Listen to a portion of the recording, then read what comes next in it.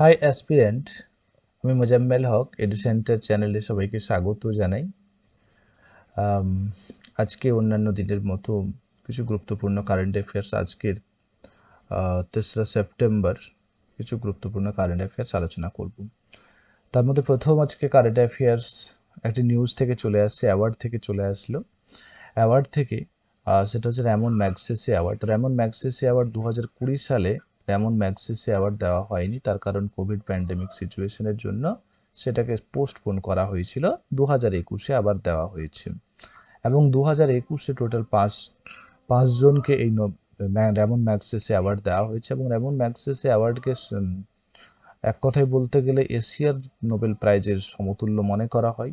এশিয়ার নোবেল প্রাইজের তো বাংলাদেশে ভ্যাকসিন সায়েন্টিস্ট, তাকে র্যামন ম্যাগসেসে অ্যাওয়ার্ড দেওয়া হয়েছে। সব থেকে উল্লেখযোগ্য একজন প্রমিনেন্ট মুখ।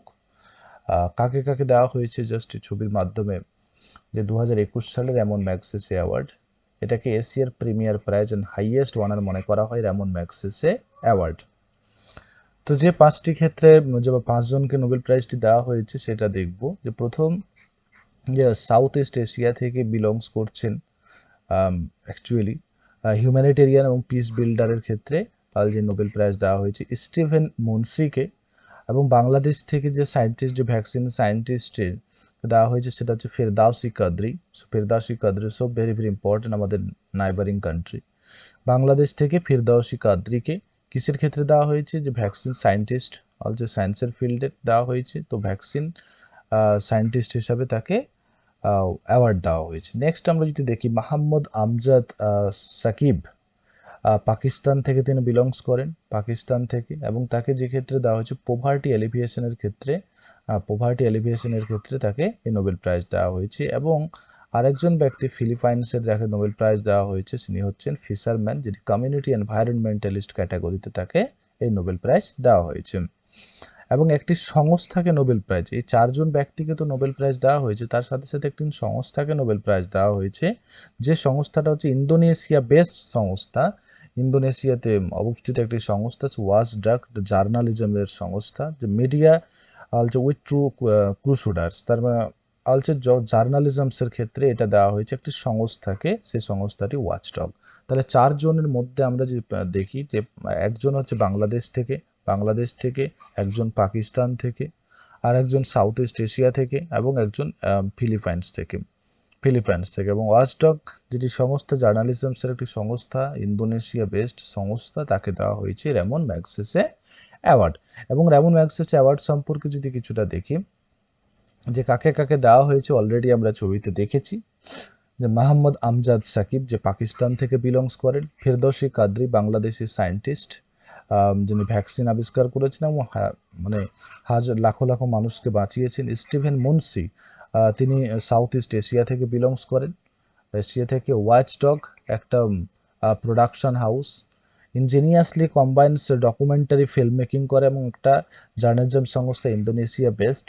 এবং রবার্ট ব্যালন ফিলিপাইন্স থেকে বিলংস করে এবং তাকে কমিউনিটির ক্ষেত্রে, অ্যাকচুয়ালি ফিশারম্যান তিনি, ফিশারম্যান কমিউনিটি এনভায়রনমেন্টালিস্টের ক্ষেত্রে তাকে দেওয়া হয়েছে। তার সাথে সাথে র্যামন ম্যাগসেসে অ্যাওয়ার্ড সম্পর্কে যদি আমরা কয়েকটা পয়েন্ট তুলে ধরি, তার মধ্যে আমরা অলরেডি বলেছি যে 2020 সালে র্যামন ম্যাগসেসে অ্যাওয়ার্ড দেওয়া হয়নি কাউকেও, সেটাকে ক্যান্সেল করে দেওয়া হয়েছিল, কিন্তু 2021 সালে দেওয়া হয়েছে। তো লাস্ট দেওয়া হয়েছিল কত? 2019 সালে। এবং 2019 সালে আমাদের ইন্ডিয়া থেকে একজন পেয়েছিলেন, NDTV TV reporter Ravish Kumar জার্নালিজমসের ক্ষেত্রে এই নোবেল প্রাইজ পেয়েছিল। জার্নালিজমসের ক্ষেত্রে এটাকে নোবেল প্রাইজ বলছি, র্যামন ম্যাগসেসে অ্যাওয়ার্ড দেওয়া হয়েছিল। A harness journalism to give voice to voiceless, এই ক্ষেত্রে তাকে নোবেল প্রাইজ দেওয়া হয়েছিল। র্যামন ম্যাগসেসে অ্যাওয়ার্ড সম্পর্কে আরও কয়েকটা পয়েন্ট, যেমন হচ্ছে এশিয়ার সব থেকে হাইয়েস্ট একটা ওয়ানার বলা যেতে পারে, এবং আমাদের মানে অ্যাকচুয়ালি নোবেল প্রাইজের এশিয়ান ভার্সেনও বলা হয়ে থাকে। এবং র্যামন ম্যাগসেসে 1957-এ এর র্যামন ম্যাগসেসে অ্যাওয়ার্ড দেওয়া শুরু হয়। র্যামন ম্যাগসেসে ছিল কে? র্যামন ম্যাগসেসে অ্যাকচুয়ালি ফিলিপাইন্স থেকে অ্যাওয়ার্ড দেওয়া হয়। ফিলিপাইন্সের প্রেসিডেন্ট ছিল 1953-তে তিনি প্রেসিডেন্ট হন এবং তার যে এরা, যে টাইম পিরিয়ডটা ছিল, সেই টাইম পিরিয়ডটাকে ফিলিপাইন্সের গোল্ডেন এরা বলে মনে করা হয়। এবং 1957 থেকে মানে মানুষের কৃতিত্বের, বিশেষ করে সিভিল ওয়ার্কস করার ক্ষেত্রে, জার্নালিজমসের ক্ষেত্রে, কমিউনিটি ডেভেলপমেন্টের ক্ষেত্রে, এইগুলো ক্ষেত্রে কি করা হয়, র্যামন ম্যাগসেসে অ্যাওয়ার্ড দেওয়া হয়ে থাকে। র্যামন ম্যাগসেসে অ্যাওয়ার্ড দেওয়া হয়ে থাকে। তাহলে র্যামন ম্যাগসেসে অ্যাওয়ার্ড সম্পর্কে টোটাল কনসেপ্ট হলো যে র্যামন ম্যাগসেসে এবং আমাদের 2019 থেকে শুরু করে 2021 পর্যন্ত সিনারিও ক্লিয়ার করা হলো। চলে যাওয়া যাক নেক্সট নিউজে। নেক্সট নিউজটি দেখি, তাহলে দেখবো যে Indian army to take part in multi nation exercise, একটি এক্সারসাইজের কথা বলছে যেটা হচ্ছে জাপার এক্সারসাইজ, জাপার 2021। এটা কোথায় হেল্ড হয়েছে, কোথায় হয়েছে জাপার 2021? এর জাপার 2021 রাশিয়াতে হয়েছে। এখানে ছবি দেখতে পাচ্ছ যে শুধুমাত্র একটা দেশ না, অনেকগুলো দেশ অ্যাকচুয়ালি 12-13খানা দেশ এই এক্সারসাইজে পার্টিসিপেট করে। এখানে কিছু অবজারভার কান্ট্রি ছিল, অবজারভার কান্ট্রি চায়না ছিল, পাকিস্তান ছিল, তার সাথে সাথে প্রায় 17টা দেশ এই জাপার 2021 এক্সারসাইজে পার্টিসিপেট করে। যেমন বলা যেতে পারে ইন্ডিয়ান আর্মি জাপার এক্সারসাইজে পার্টিসিপেট করে। কোথায় এটা? এটা রাশিয়াতে হয়। রাশিয়ার কোথায় হয়? নিজনি ফ্রম অলছে সেপ্টেম্বর, নিজনিতে অলছে এটা হেল্ড হবে। কততে? আজ থেকে শুরু হবে, অ্যাকচুয়ালি 3rd সেপ্টেম্বর থেকে শুরু হবে। 3rd সেপ্টেম্বর থেকে শুরু হবে এবং এই জাপার অলছে 13 দিনের এক্সারসাইজ হবে এবং এটা শেষ হবে 3 তারিখ থেকে শুরু করে 3 থেকে 16 তারিখ পর্যন্ত এটা কন্ডাক্ট হবে। মোর দ্যান আ ডজন, আমরা বললাম যে 17টা দেশ। কোথা থেকে? অলছে ইউরেশিয়া থেকে। ইউরেশিয়া কাকে বলে? ইউরোপ এবং এশিয়ার কান্ট্রিকে একসাথে আমরা ইউরেশিয়া বলে থাকি। সাউথ ইস্ট এশিয়া মানে সাউথ এশিয়া থেকে কিছু কান্ট্রি পার্টিসিপেট করবে এবং এখানে অবজারভিং কিছু কান্ট্রি রয়েছে, যেমন হচ্ছে পাকিস্তান, চায়না, এই কান্ট্রিগুলো অবজারভিং কান্ট্রি হিসেবেও রয়েছে। যেমন তারপরে আমরা আরও কয়েকদিন আগে আরও কয়েকটি মিলিটারি এক্সারসাইজ হয়েছিল, যেগুলো এক্সারসাইজগুলোর রিভিশন ফর্মে আমরা মেনশন করব। যেমন শেয়ার ডেস্টিনি 2021।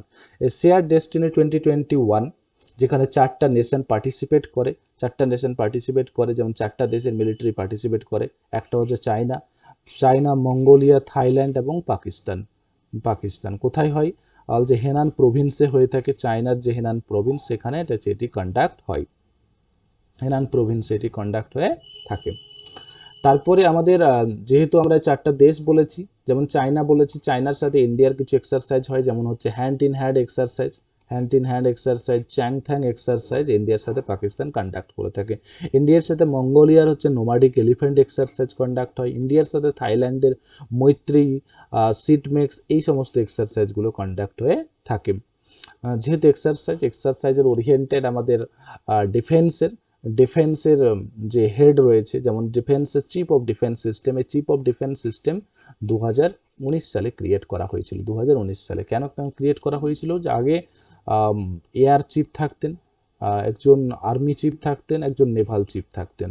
তো এয়ার চিফ, আর্মি চিফ এবং নেভাল চিফ, 3 জনের হেড এবং 3 জন স্বতন্ত্রভাবে কাজ করতেন, স্বতন্ত্রভাবে নিজেদের মতো ডিসিশন নিতেন। কিন্তু চিফ অফ ডিফেন্স সিস্টেম কি করা হলো? ক্রিয়েট করা হলো, যেটা কি করবে? যে কোনো ব্যাপারে রিপোর্টিং করতে হবে, ডিসিশন নিতে গেলে চিফ অফ ডিফেন্সের কাছে পারমিশন নিতে হবে। তার মানে এই 3টা সংস্থাকে পুরো একটা পোস্টের মাধ্যমে কভার করে দেওয়া হলো, যেটাকে বলা হয় চিফ অফ ডিফেন্স সিস্টেম। এবং এই chief of defence system, first chief of defence system হিসেবে কাকে অ্যাপয়েন্টেড করা হলো? তিনি ছিলেন জেনারেল বিপিন রাওয়াত। এই general Bipin Rawat, actually general Bipin Rawat army, তিনি চিফ ছিলেন, সেই সময় আর্মি চিফ ছিলেন এবং ওনার মেয়াদ শেষ হয়ে যায়। মেয়াদ শেষ হয়ে যাওয়ার পরে 2 বছরের সেটাকে এক্সটেন্ড করা হয়। 2 বছরের এক্সটেন্ড করে তাকে কি করা হয়? চিফ অফ ডিফেন্স, এই পোস্টটা নতুনভাবে ক্রিয়েট করলে পার্লামেন্টে ক্রিয়েট করে তারপরে নতুন করে বসানো হয়। তাহলে চিফ অফ ডিফেন্স সিস্টেম বর্তমানে রয়েছে বিপিন রাওয়াত। তারপরে যদি এয়ার চিফ দেখি, রাকেশ কুমার সিং ভাদৌরিয়া। আর্মি চিফ দেখি হচ্ছে মনোজ মুকুন্দ নরবানে রয়েছেন এবং নেভাল চিফ অ্যাডমিরাল করমবীর সিং। এবং আমাদের ডিফেন্স মিনিস্ট্রি বর্তমানে রাজনাথ সিং, যার কনস্টিটিউয়েন্সি লখনৌতে হতে চলেছে। এবং লখনৌতে অ্যাকচুয়ালি 2019-এ দেখি, তাহলে 2019-এ লখনৌতে ডিফেন্স এক্সপো হয়েছিল, যেটা 2022-এ আবার হওয়ার জন্য প্ল্যানিং হচ্ছে, প্রিপারেশন হচ্ছে, যেটা আমরা পরবর্তী নিউজে আলোচনা করব। ডিফেন্সের সঙ্গে আরেকটি নিউজ রয়েছে। জয়েন্ট ট্রেনিং এক্সারসাইজ কিছুদিন আগেই হয়েছিল, যেমন হচ্ছে কাজাকিস্তান সঙ্গে কাজিন এক্সারসাইজে এই যে হ্যাঁ, কাজ আছে, কাজ থেকে কাজাকিস্তান মনে রাখবো। আর আইএনডি হচ্ছে অ্যাকচুয়ালি ইন্ডিয়া, দুটো দেশকে রিপ্রেজেন্ট করছে, যেখানে ইন্ডিয়া এবং কাজাকিস্তান। এবং কততম এটা 5th ভার্সন অনুষ্ঠিত হয়েছে, কত থেকে কত হবে, 30 অ্যাকচুয়ালি এটা শুরু হয়ে গেছে 30 অগাস্ট থেকে শুরু করে 11 সেপ্টেম্বর। কোথায় হবে এটা? কাজাকিস্তানের আয়েসা বিবিটা যে ট্রেনিং, আয়েসা বিবি অ্যাকচুয়ালি স্থানে কি হবে, এটা কন্ডাক্ট হবে। তার সাথে কাজাকিস্তানের সাথে আরও একটি এক্সারসাইজ কন্ডাক্ট হয়ে থাকে, প্রবাল ডস্টক, 2017 সালে হয়েছিল লাস্ট, তারপরে আর এটা হয়নি। হ্যাঁ, এই হলো ডিফেন্স থেকে। তারপরে আরেকটা ইম্পর্টেন্ট নিউজ আমাদের অবিচুয়ারি থেকে, অবিচুয়ারির মধ্যে একটা ইম্পর্টেন্ট নিউজ, সেটা হচ্ছে veteran Hurriyat leader Syed Ali Geelani passes. এই সৈয়দ আলী গিলানি কাশ্মীর থেকে বিলংস করে। কাশ্মীরের যতগুলো উত্থান পতন যা কিছু হয়েছে উত্থানের কাশ্মীরের সাথে রিলেটেড সমস্ত কিছু সাক্ষী তিনি ছিলেন। তিনি একটা পার্টি থেকে বিলংস করতেন, ওয়াল পার্টিজ হুরিয়াত কনফারেন্স, সেই পার্টি থেকে তিনি বিলংস করতেন। এবং কাশ্মীরে যা কিছু 1947 সাল থেকে শুরু করে 1947 সাল থেকে শুরু করে যা কিছু ঘটনা হয়েছে সমস্ত কিছু তিনি সাক্ষী ছিলেন। মানে 1947, তারপর 1953-তে, তো যা কিছু ঘটনা হয়েছে 1970-এ হোক, 1970-এর সময় বা 1990-এ, এটা যদি দেখি তাহলে যত কিছু কাশ্মীরের ওরিয়েন্টেড যে ঘটনাগুলো ঘটেছে সে সমস্ত এর সাথে তিনি সাক্ষী থেকেছেন। এবং তিনি এই জন্য আমরা বলেছি এখান থেকে veteran Kashmir separatist leader, separatist leader, যে সেই সময় সমস্ত ঘটনার সাথে তিনি সাক্ষী ছিলেন। তারপরে আরেকটি মানে খুবই ব্যাড নিউজ, যেটা অনেকেই আমরা শকড হয়েছে এই নিউজটা দেখে। বিগ বস 13-এর যে উইনার সিদ্ধার্থ শুক্লা, যে এত কম বয়সে হার্ট অ্যাটাক করে মারা গেছেন তিনি, কিন্তু আমাদেরকে সেটা অ্যাকসেপ্ট করতেই হবে, যেটা এখনো ভাবতে পারছি না। অনেকেরই হয়তো খুব ফেভারিট স্টার ছিলেন। তো কতগুলো এর সাথে তিনি জড়িত ছিলেন, যেমন একতা কাপুর পরিচালিত কতগুলো show, broken heart, beautiful 3, in which played the Agastya হিসাবে তিনি রোল প্লে করেছিলেন। তারপরে বালিকা বধূ, দিল সে দিল তক, ঝলক দিখলা যা 6-এ, এবং ফিয়ার ফ্যাক্টর, খতরো কা খিলাড়ি, বিগ বস 30 উইনার, এই সমস্ত জায়গাতে তিনি করেছেন। এই হলো সিদ্ধার্থ। তারপরে নেক্সট নিউজ আমরা চলে যাব। নেক্সট নিউজ যদি দেখি, নেক্সট নিউজ হচ্ছে আসাম ক্যাবিনেট থেকে, Assam decide to remove Rajiv Gandhi national park. Rajiv Gandhi আমাদের আসাম এখন নিউজে প্রায় প্রতিদিনই থাকে, তো এবং এই আসামের ন্যাশনাল পার্ক, এটাও এখন লেটেস্ট নিউজ। আর আসামে যে ন্যাশনাল পার্ক, প্রথমে 5খানা ন্যাশনাল পার্ক ছিল, তারপরে সেখান থেকে বর্তমানে বাড়তে বাড়তে এখন 7খানা ন্যাশনাল পার্কে পরিণত হয়েছে, 7খানা ন্যাশনাল পার্ক। তো আসামের যে গভর্নমেন্ট, সে ডিসাইড করেছে যে রাজীব গান্ধী যে ন্যাশনাল পার্ক, যেটা আমরা ছবিতে দেখতে পাচ্ছি, যে রাজীব গান্ধী ওরাং ন্যাশনাল পার্ক, এটা রাজীব গান্ধী নামটাকে আমরা সরিয়ে দেবো। রাজীব গান্ধী নামটাকে সরিয়ে দেওয়ার জন্য ক্যাবিনেটে একটা অ্যাপ্রুভাল আনার চেষ্টা হচ্ছে। যাই হোক, তো আমরা যে কয়েকটা পয়েন্ট করবো, যে ওরাং ন্যাশনাল পার্ক কোথায় অবস্থিত? ব্রহ্মপুত্র নদীর উত্তরে অবস্থিত, এবং এটা আসাম রাজ্যের সব থেকে পুরনো একটা ফরেস্ট রিজার্ভ বলা যেতে পারে, ওরাং ন্যাশনাল পার্ক। এবং এটা 1985 সালে স্যাংচুয়ারি, ওয়াইল্ড লাইফ স্যাংচুয়ারি হিসেবে ডেজিগনেটেড হয়েছিল, এবং পরবর্তীকালে 1999 কি হয়, ন্যাশনাল পার্ক হিসেবে ডেজিগনেটেড হয়। ন্যাশনাল পার্ক হিসেবে এটা ডিক্লেয়ার করা হয়। তো আসামে যে কটি ন্যাশনাল পার্ক হয়েছে সেটা খুব এখন রিসেন্ট নিউজে রয়েছে। কি কি ন্যাশনাল পার্ক ছিল? Kaziranga national park, Manas national park, Nameri national park, Orang national park, Dibru Saikhowa national park, আর ডিব্রু সিখোয়া রেইমোনাটা হচ্ছে ন্যাশনাল পার্ক, এবং ডিহাং পাটকাই ন্যাশনাল পার্ক, যেটা হচ্ছে 7th latest national park.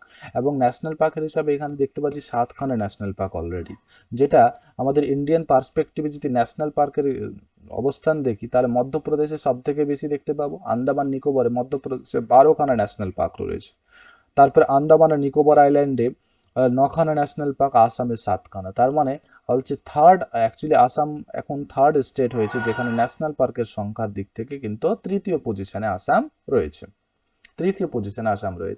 Assam যেহেতু এসছে, তাহলে আসামের বলবো যে আসামের গভর্নর হচ্ছে জগদীশ মুখী, এবং এর চিফ মিনিস্টার হেমন্ত বিশ্ব শর্মা। এবং হেমন্ত বিশ্ব শর্মার আগে যিনি ছিলেন সর্বানন্দ সোনোয়াল এখন বর্তমানে আয়ুষ মিনিস্টার। তারপরে নেক্সট আরেকটা অ্যাপয়েন্টমেন্ট দেখবো। অ্যাপয়েন্টমেন্টের ক্ষেত্রে সেটা হচ্ছে IRS officer, Indian revenue service. IRS. তো আইআরএস এর অফিসার জেবি হচ্ছে মহাপাত্রকে অ্যাপয়েন্টেড করা হয়েছে সিবিডিটির চেয়ারম্যান হিসাবে। Central board of direct taxes, central board of direct ট্যাক্সেসে কি করা হয়েছে, তাকে চেয়ারম্যান হিসেবে অ্যাপয়েন্টেড করা হয়েছে। জাস্ট এটুকু মনে রাখবো। সিবিডিটি যেহেতু বললাম, সিবিডিটি আমরা ইকোনমিতে আলোচনা করব, সিবিডিটি জিনিসটা কি। আমরা জিএসটি সম্পর্কে আলোচনা করেছিলাম এর আগের দিন, যে রিভিশন ক্লাসে সেটাও একটু মেনশন করব। তো সিবিডিটি হচ্ছে central board of direct taxes. Direct taxes, তাহলে ডিরেক্ট যখন ট্যাক্স পে করা হবে, যেমন সেই ক্ষেত্রে আমরা ডিরেক্ট ট্যাক্স এইগুলো ক্ষেত্রে করলে যে ডিরেক্টলি আমরা পে করে থাকি সরকারকে। যেমন হচ্ছে আমার যখন আমার প্রফেশনাল ট্যাক্স, আমার পি ট্যাক্স, আমি ধরে নিলাম আমি হচ্ছে পি ট্যাক্স দিচ্ছি। তো যারা চাকরি করে তাদের ক্ষেত্রে কি হয়, তারা একটা ট্যাক্স পে করে। তো যে ট্যাক্সগুলো পে করছে, যেমন কর্পোরেট ট্যাক্স, এই ট্যাক্সগুলো কিন্তু তখন ডিরেক্ট ট্যাক্স। তো এই সিবিডিটির এস্টাবলিশ 1924 সালে হয়েছিল, যার হেডকোয়ার্টার কোথায় অবস্থিত, নিউ দিল্লিতে অবস্থিত। তাহলে তাহলে জেবি মহাপাত্রকে অ্যাপয়েন্টেড করা হয়েছে সিবিডিটির চেয়ারম্যান। সিবিডিটির এস্টাবলিশ 1924 সালে হয় এবং হেডকোয়ার্টার কোথায় অবস্থিত, নিউ দিল্লিতে অবস্থিত। নেক্সট আমরা কয়েকটি প্রিভিয়াস নলেজ, প্রিভিয়াস নিউজকে আমরা কভার করবো অ্যাজ এ প্রিভিয়াস মানে রিভিশন ফর্মে। যে GST collection dip in August also, but also finance ministry sees growth. আমি অলরেডি বলেছিলাম যে অ্যাকচুয়ালি ফিনান্স মিনিস্ট্রি একটা এক্সপ্লেনেশন দিয়েছে যে আমাদের জিডিপি গ্রোথ করেছে, কত জিডিপি গ্রোথ হয়েছে 30% বা 20% এরকম কিছু একটা গ্রো করেছে। এই যে গ্রো করেছে, একটা নিউজ বলা হয়েছে যে 20% গ্রো করেছে। অ্যাকচুয়ালি যে 20% গ্রো করেছে, আমাদের যে নেগেটিভ আগের যে কোয়ার্টার, যে ফার্স্ট কোয়ার্টার ছিল, কোয়ার্টার মানে আমি এখানে 3 মাসের গল্প বলছি, যে ফার্স্ট কোয়ার্টার ছিল, ফার্স্ট কোয়ার্টারে যে নেগেটিভে রান করছিল, -9 সামথিং ছিল, সেখান থেকে বলছে তার রেসপেক্টে 20%, তার মানে সেইভাবে গ্রো করেছে। আমাদের 20% গ্রো করেনি ওভারঅল, প্রিভিয়াস কোয়ার্টারে যা ছিল তার রেসপেক্টে আমার গ্রো করেছে, তার রেসপেক্টে আমাকে এটা গ্রো হয়েছে। সেই নিউজটা আমাকে কভার করতে হবে। তাহলে দেখি নেক্সট নিউজে। নেক্সট নিউজে এর সাথেই জাস্ট প্রিভিয়াস ফর্মেই আমি দিয়েছি যে অ্যাকচুয়ালি গ্রোস গুডস অ্যান্ড মানে জিএসটি যে এটা রেভিনিউ কত থেকে কত কালেকশন আমাদের কমে গেছে, মানে ফল হয়েছে, কিন্তু কিছু কিছু আমাদের অ্যাকচুয়ালি ছিল 1.6, সেখান থেকে চলে এসেছে 1.2। মানে জিএসটি কালেকশন যদি দেখি, জিএসটি কালেকশন এত কমেছে। জিএসটি সম্পর্কে কিছু বলবো। জিএসটি হচ্ছে কিরকম একটা ভ্যালু অ্যাডেড ট্যাক্স বা ইনডিরেক্ট ট্যাক্স। আমি বলেছিলাম ইনডিরেক্ট ট্যাক্সটা কি জিনিস, যখন আমি ডিরেক্টলি পে করব না কোনো, যেমন আমি আমার পে ট্যাক্স, যেমন আমার পি ট্যাক্সটা আমি কি করি, ডিরেক্টলি পে করে থাকি, কিন্তু ইনডিরেক্ট ট্যাক্সটা কিন্তু ডিরেক্টলি আমরা পে করে থাকি না। আমি রেস্টুরেন্টে খেতে গেলাম, আমি টাকা কিন্তু ডিরেক্টলি সরকারকে দিলাম না, রেস্টুরেন্ট মালিককে দিলাম। রেস্টুরেন্ট মালিক কি করবে, রেস্টুরেন্ট মালিক কি করছে, সরকারকে সে টাকাটা তখন দিচ্ছে। সরকারকে যখন, তাহলে ডিরেক্টলি হলো না, এটা ডিরেক্টলি। তাহলে অ্যাপ্লিকেবল সাপ্লাই যেখানে হবে সেখানেই এটা, এবং ডেস্টিনেশন যেখানে আমি ইউজ করবো, যেমন ডুয়াল, এটা সিজিএসটি মানে সেন্ট্রাল জিএসটি, আর একটা হচ্ছে স্টেট জিএসটি, আর একটা আইজিএসটি বা ইন্টিগ্রেটেড জিএসটি। আর এই জিএসটি কাউন্সিলের হেড সাধারণত আমাদের অর্থমন্ত্রী হয়ে থাকে, এবং বর্তমানে অর্থমন্ত্রী হচ্ছে নির্মলা সীতারামন। নির্মলা সীতারামনের তিনি Rajya Sabha MP from Karnataka. GST সম্পর্কে আরো একটা পয়েন্ট, যেমন জিএসটি সর্বপ্রথম কোন দেশ লাগু করেছিলেন, প্রায় 1954 সালে লাগু করেছিলেন ফ্রান্স। তারপরে জিএসটি বিল 2014 সালে পার্লামেন্টে আনা হয়েছিল, 122তম অ্যামেন্ডমেন্ট বিল হিসাবে এটা ইন্ট্রোডিউস করা হয়।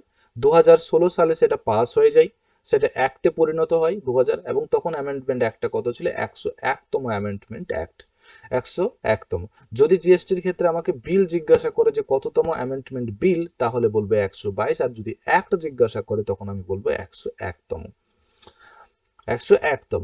এবার আমি ইন্ডিয়ার ক্ষেত্রে 2017 সালে ফার্স্ট জুলাই 2017 সালে এটাকে ইন্ট্রোডিউস করা হয়, এবং ইন্ট্রোডিউস করার সময় অর্থমন্ত্রী ছিলেন অরুণ জেটলি, এবং প্রথম রাজ্য হিসেবে আসাম কি করে প্রথম রাজ্য এই জিএসটি কে লাগু করেছিলেন সেই সময়।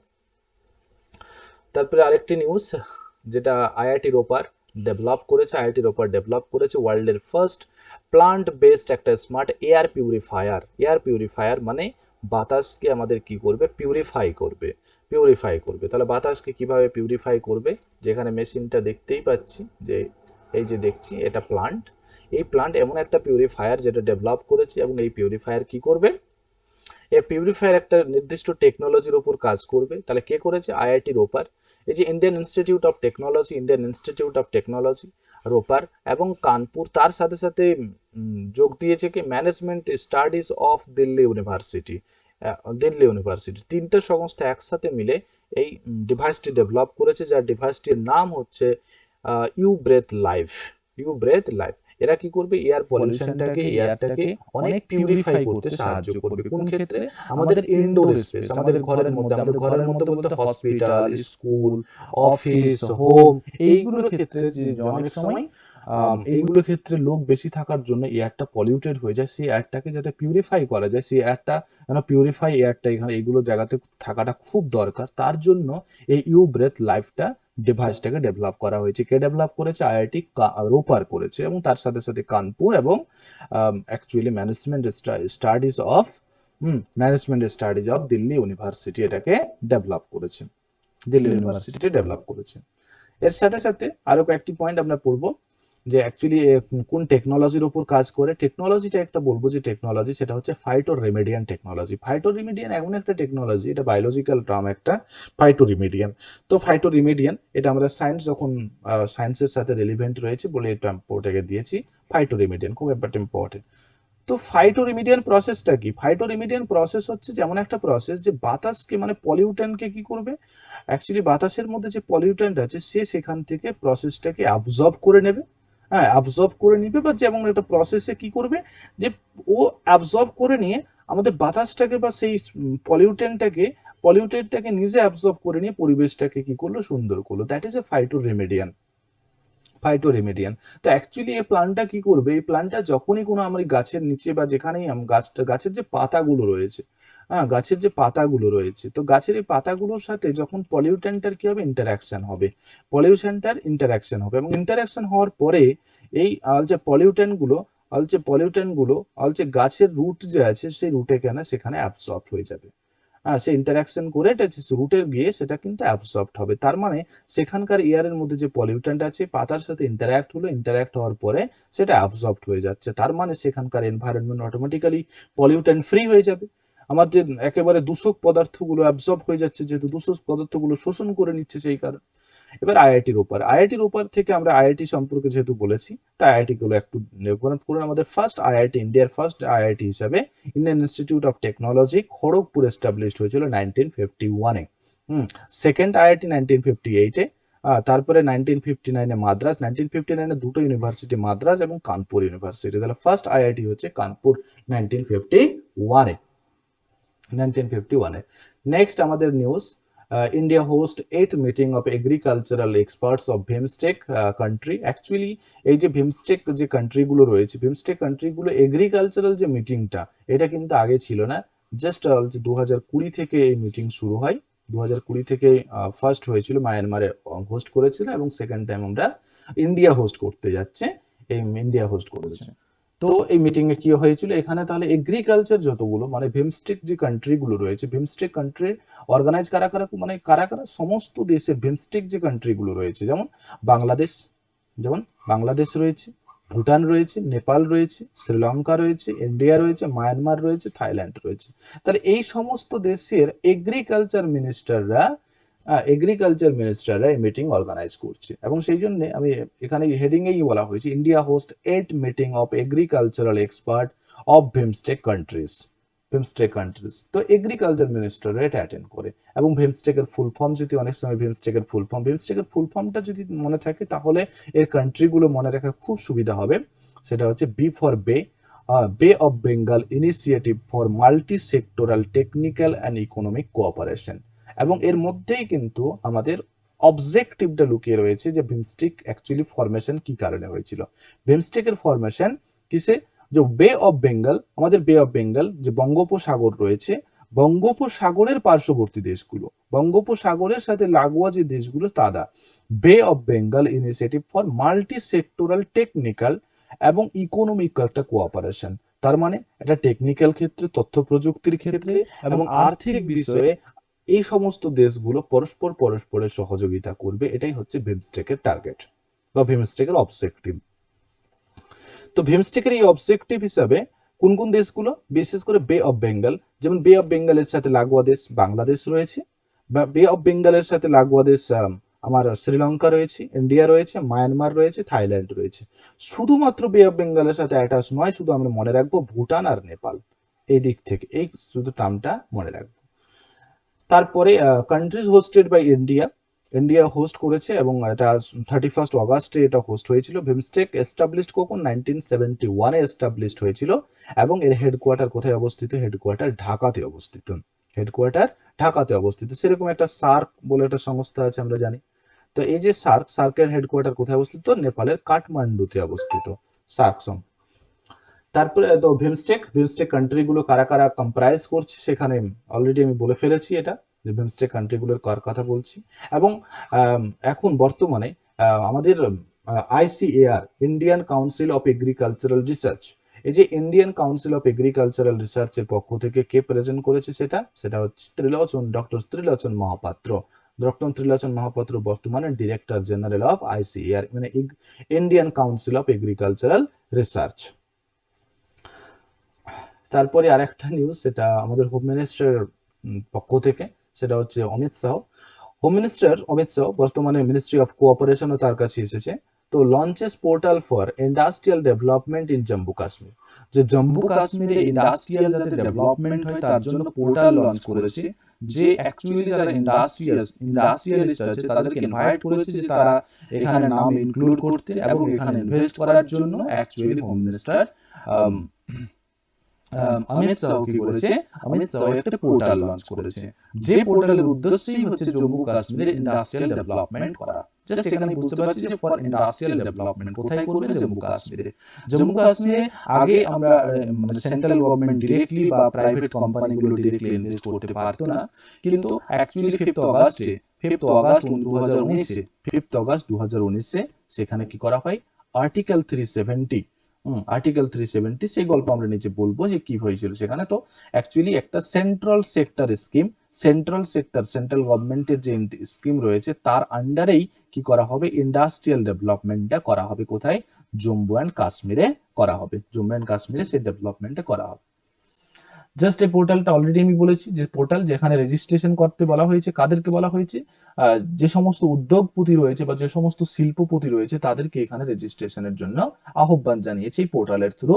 কি করার জন্য? যে ইন্ডাস্ট্রিয়াল, এবং তার জন্য যে সরকার যে খরচ করবে 24,000 কোটি টাকা ইন্ডাস্ট্রিয়াল সেক্টরকে ডেভেলপ করার জন্য খরচা করবে। যেটা অ্যাকচুয়ালি এই যে পোর্টালটা লঞ্চ হয়েছে কোন স্কিমের আন্ডারে? সেটা হচ্ছে নিউ সেন্ট্রাল সেক্টর স্কিম 2021, তার আন্ডারে কি করা হয়েছে? এই পোর্টালটি লঞ্চ করা হয়েছে, এই পোর্টালটি। এবং আমরা জম্মু কাশ্মীর যেহেতু বলেছি তাই কিছু পয়েন্ট আমরা পড়ে নেব, যে আর্টিকেল 370 এবং আর্টিকেল 35A, যেটাকে অ্যাব্রোগেট করা হয়েছিল 5ই আগস্ট অ্যাব্রোগেট করা হয়, এবং সেখানেই অ্যানাউন্স করা হলো যে 31 আগস্ট কি হবে? এটা ইউনিয়ন টেরিটরিতে পরিণত হবে। ইউনিয়ন টেরিটরিতে পরিণত করা হয় সেটাকে 31 অক্টোবর। 31 অক্টোবরে কেন করা হলো? 31 অক্টোবরকেই চুজ করা হয়েছিল কেন?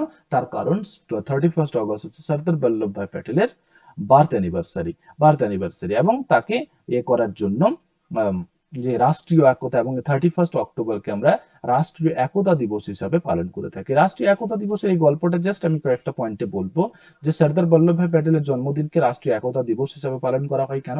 কেন 1947 সালে ভারতবর্ষ যখন স্বাধীন হলো তখন অনেকগুলো ছিল, প্রিন্সলি স্টেট ছিল। তারা প্রায় 565 খানার মতো প্রিন্সলি স্টেট ছিল। তো সেই ক্ষেত্রে প্রিন্সলি স্টেট গুলো ইন্ডিয়ার সাথে ইনক্লুড করতে সর্দার বল্লভভাই প্যাটেল একটি গুরুত্বপূর্ণ ভূমিকা গ্রহণ করেছিল। তার মধ্যে দুটো তিনি পলিসি গ্রহণ করেছিলেন সর্দার বল্লভভাই প্যাটেল, দুটো পলিসি। তার মধ্যে আমি যে পলিসিটা বলবো সেটা হচ্ছে carrot and stick policy. Carrot and stick policy, এটা একটা প্রবাদ actually. Carrot and stick policy হলো যে সেই সময় সেই দেশীয় রাজ্যগুলোকে 565 খানা যে দেশীয় রাজ্য ছিল তাদের জন্য একটা প্রপোজাল রাখা হলো। প্রপোজালটা এরকম ছিল যে সমস্ত দেশীয় রাজ্য প্রিন্সলি স্টেট ইন্ডিয়ার সাথে কি করবে? ইন্ডিয়ার সাথে জয়েন করবে, তাদের একটা মাসিক ভাতা দিয়ে দেওয়া হবে এবং তাদেরকে অ্যাওয়ার্ডেড দেওয়া হবে, মানে ক্যারোট মানে বুঝতে পারছি যে এখানে ক্যারোট দেওয়া হবে। আর যে সমস্ত রাজ্যগুলো হ্যাঁ, রাজ্যগুলো ইন্ডিয়ার সাথে জয়েন করবে না, ইন্ডিয়ার সাথে জয়েন করবে না, তাদের জন্য স্টিক মানে হচ্ছে লাঠি, লাঠি মানে তাদের জন্য একেবারে হুম, খুব কঠিন এর করা হবে, তাদের সাথে কোনো রকম সহযোগিতা করা হবে না, এবং আম, শক্তি প্রয়োগ সেই ক্ষেত্রে করা যেতে পারে। এবং সেখানে একটা শক্তি প্রয়োগের একটা কথা বলে polo operation, polo operation, polo operation হায়দ্রাবাদে লঞ্চ করেছিলেন, পোলো অপারেশন এর হায়দ্রাবাদে লঞ্চ করেছিলেন হায়দ্রাবাদের নিজাম। সে চাইছিল একটা ইন্ডিপেন্ডেন্ট স্টেট হিসাবে নিজেকে থাকতে, কিন্তু পোলো অপারেশন অ্যাপ্লাই করে নিজাম হায়দ্রাবাদকে দখল করেছিল সেই সময়। তো সেই সময় সেই গল্প আমরা হিস্ট্রিতে অনেকটাই হয়তো ডিটেলসে বলতে পারবো। জাস্ট এখানে এইটুকু কথা বললাম যে রাষ্ট্রীয় একতা দিবস সেই ক্ষেত্রে সর্দার বল্লভভাই প্যাটেলকে আমরা স্মরণ করার জন্য এটা করে থাকি। নেক্সট, এটা আমাদের বর্তমানে মিনিস্ট্রি অফ, অ্যাকচুয়ালি এই যে জিনিসটা যে ইন্ডাস্ট্রিয়াল ডেভেলপমেন্ট, সেটা কোন মিনিস্ট্রি আন্ডারে আছে, সেটা ministry of commerce and industry আন্ডারে। এবং বর্তমানে আমাদের কমার্স মিনিস্ট্রি রয়েছে পীযূষ গোয়েল। শুধুমাত্র কমার্স মিনিস্ট্রি নয়, ওনার কাছে ministry of consumer affairs, food and public distribution এবং মিনিস্ট্রি অফ টেক্সটাইল, তিনখানা মিনিস্ট্রি রয়েছে পীযূষ গোয়েলের কাছে, এবং তিনি রাজ্যসভা এমপি ফ্রম মহারাষ্ট্র, মহারাষ্ট্র। তারপরে পরে আরেকটি নিউজ, সেটা এক্সপোর্ট, যে এক্সপোর্ট 45% বেড়ে গেছে, 45% বেড়ে গেছে না, 45% রিপোর্টটা এইভাবে দেওয়া হয়েছে যে 45% বেড়েছে ইন রেসপেক্ট টু 2020-তে যা ছিল, 2020-তে যে এক্সপোর্ট ছিল, যেমন 2020-তে দেখছি 22.83 এক্সপোর্ট ছিল, আর 2021-এ এক্সপোর্ট হয়েছে 33। তার মানে এই 22 থেকে কত বেড়েছে সেটার রেসপেক্টিভে আমরা বের করেছি, সেটার রেসপেক্টিভে বের করেছি যে 2022-এ কত ছিল তার রেসপেক্টে কত বেড়েছে, 45% বেড়েছে।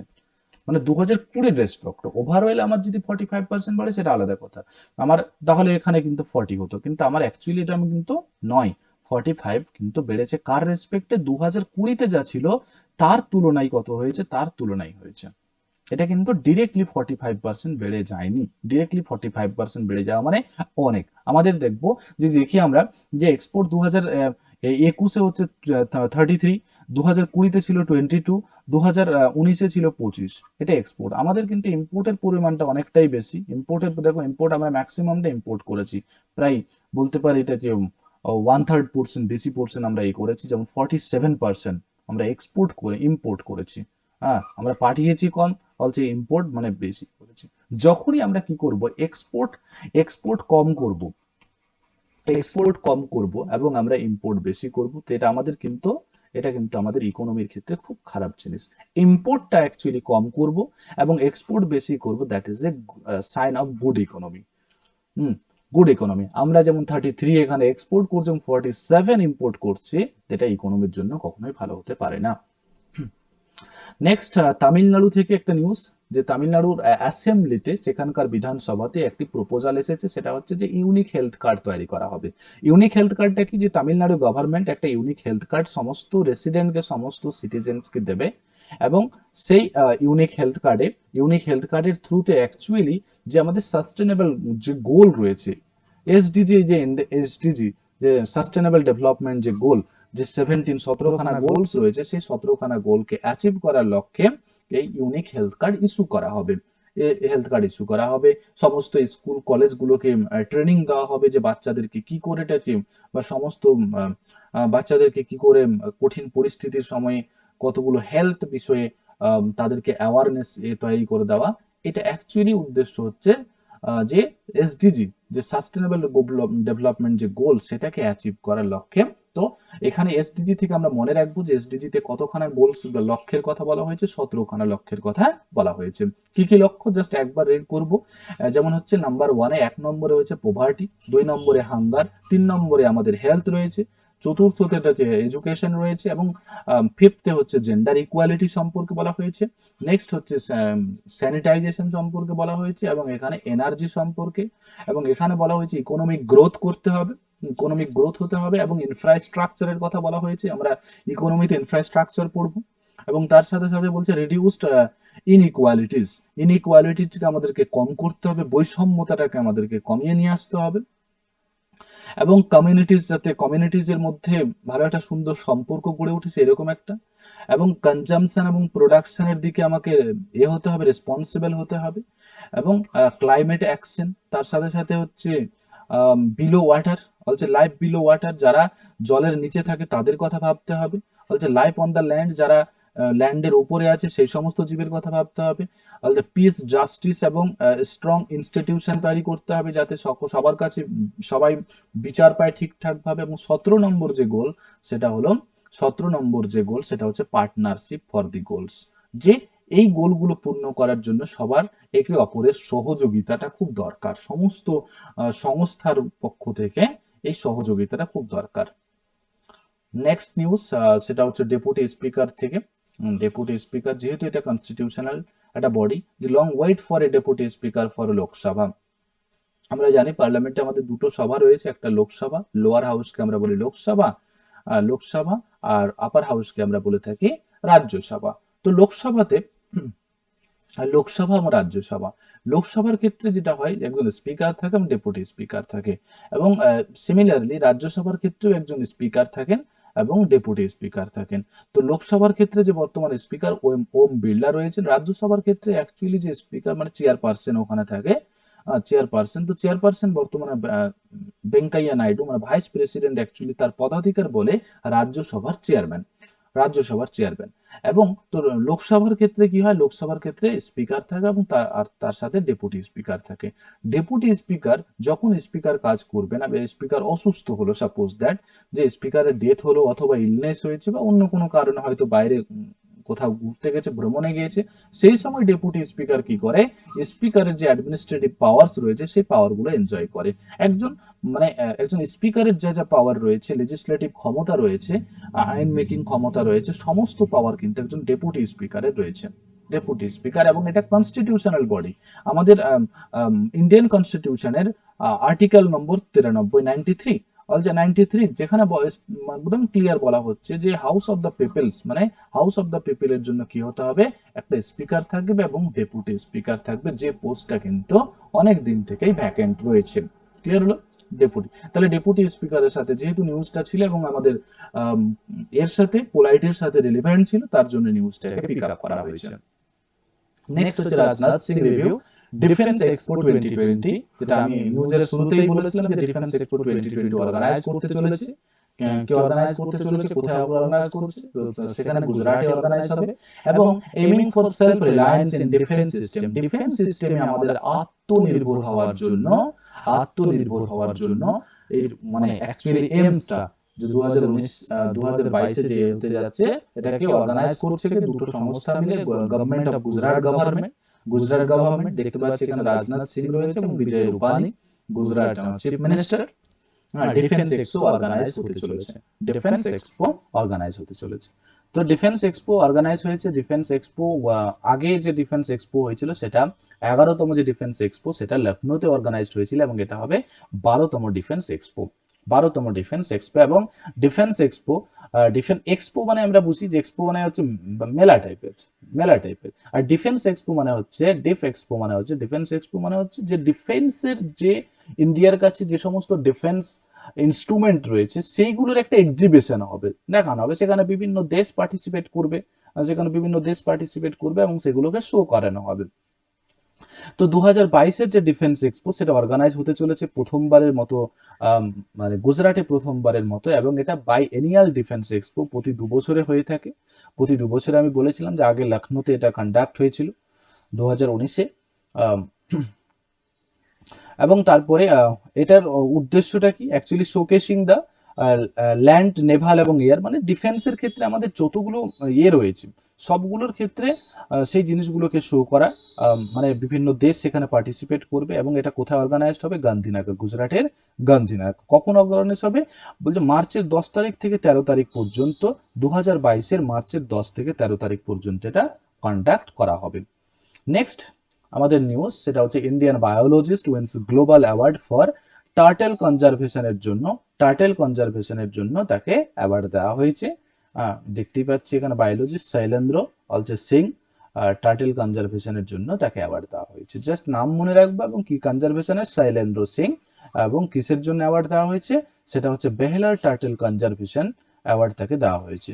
ওকে, বেহলার টার্টেল কনজারভেশন অ্যাওয়ার্ড দেওয়া হয়েছে। অ্যাকচুয়ালি সেই 3টা স্পেসিসের কনজারভেশনে তিনি গুরুত্বপূর্ণ রোল প্লে করেছিল, তার জন্য বেহেলার টার্টেল কনজারভেশন অ্যাওয়ার্ড দেওয়া হয়। আজকের গুরুত্বপূর্ণ নিউজগুলোর মধ্যে এই নিউজটি ছিল। এই কতগুলো, আগামীকাল আবার দেখা হবে আবার কতগুলো গুরুত্বপূর্ণ নিউজ নিয়ে। এবং ততক্ষণ তোমরা ভালো থেকো, সুস্থ থেকো।